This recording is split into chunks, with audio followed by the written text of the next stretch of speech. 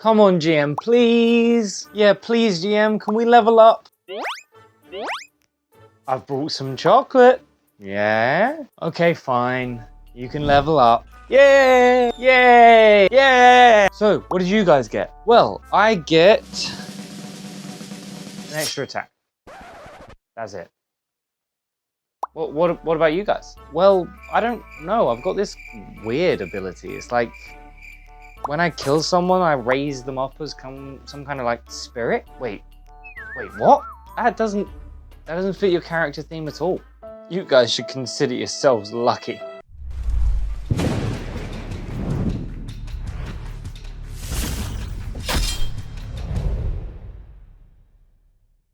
Welcome to Grit and Glory, the brand new TTRPG that changes the game. If you like the video, of course, don't forget to like, comment, and subscribe.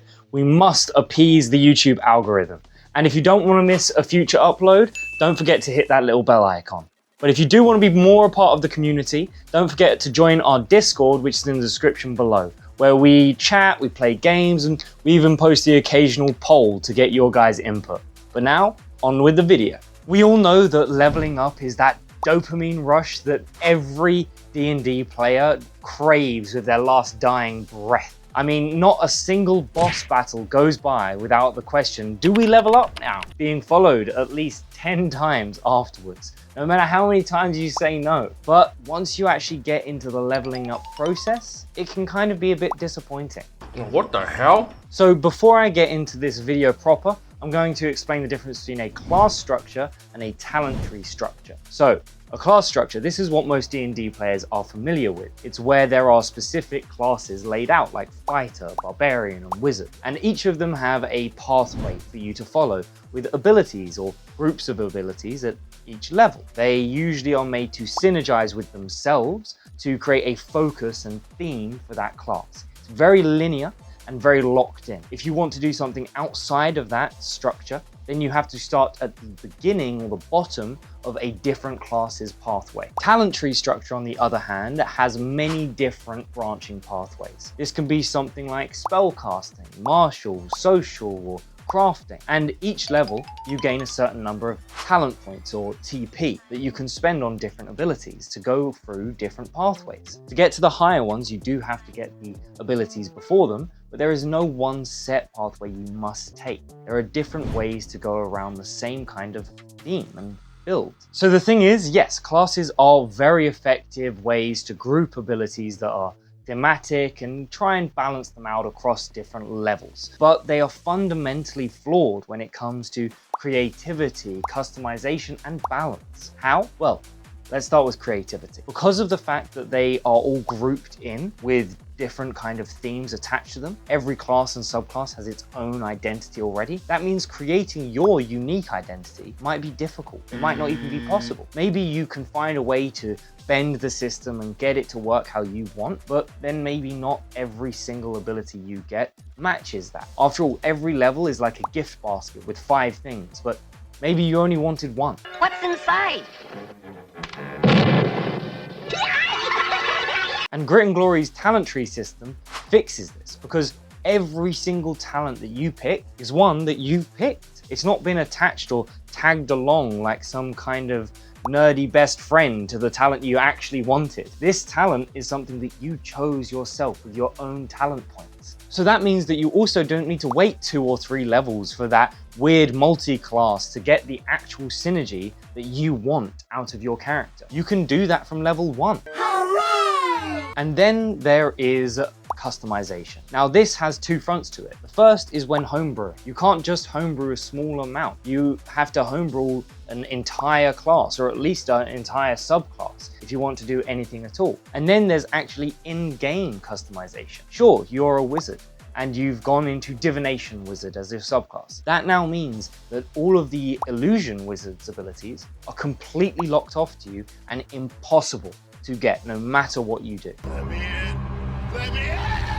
Now, if we contrast this with Grit and Glory's system, if you wanted to create a new ability, you don't have to make an entire subclass or an entire talent tree in order to do that. You can just make the ability, and attach it to the tree where you want it to be. The rest of the work is already done. So this means that balancing is also a lot easier with us than within D&D. I mean, the main reason for that is that not all talents are created equal. Just like in D&D, abilities are stronger and some abilities are weaker. But unlike in D&D, we can actually balance that because we can make the stronger abilities cost more and the weaker abilities cost less. Capitalism.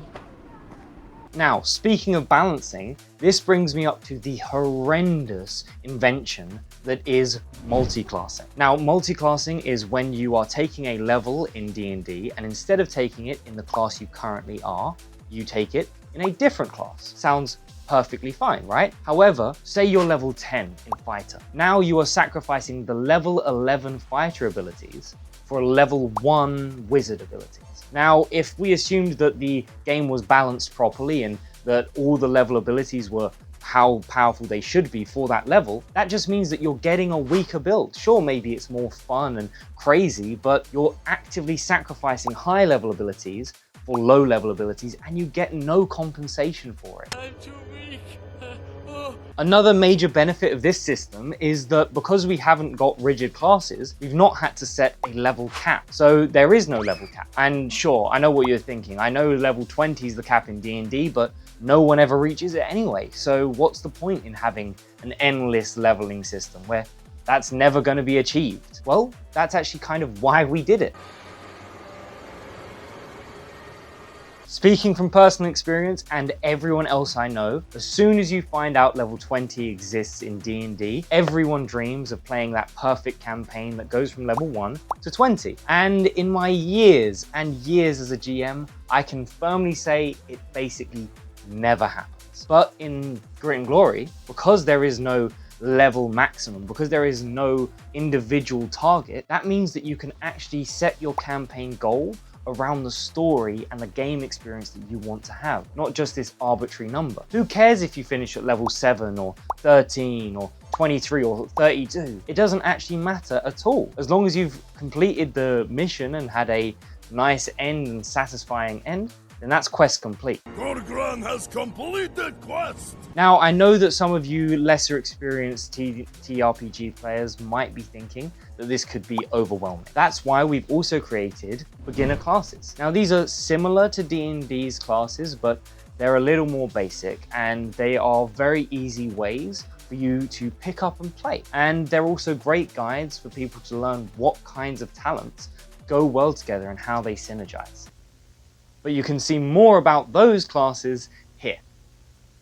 And adding in these beginner classes to help those just starting off meant that we can make the actual main system a lot more in depth, meaning that there can be millions and millions of different class combos without any one of them being inherently stronger than the others. And the thing is that D&D is basically just a bloated combat simulator. But in Grit and Glory, we have focus on a lot of other things like travel or maybe your reputation or empire building. Whatever you want to do, you can, which means that you can have a player, a character that is developed into things outside of combat without just being inherently weaker than everyone else at your party.